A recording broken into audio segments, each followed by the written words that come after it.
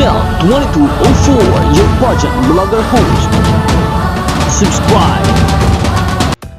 Magandang araw Pilipinas and good day pageant lovers. Congratulations to our dear Alexi Meka Imosu Brooks, ang ating Miss Eco International Philippines, for another achievement as she chose to be one of the judges sa Binibining Lawak 2025 sa Pangasinan.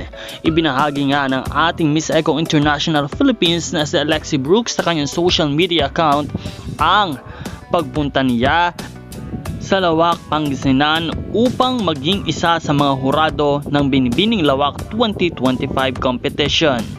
Talaga nakakatuwa dahil marami na ang naaabot at nararating ng ating pambatong si Alexi Brooks at lalo't higit na nakaka-excite para sa kanyang upcoming competition sa Miss Eco International 2025.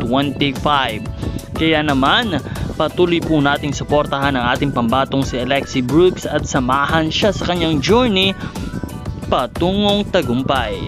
This is now 2204. Maraming salamat sa inyong panonood at huwag kalimutan na mag-subscribe para sa mas marami pang mga updates.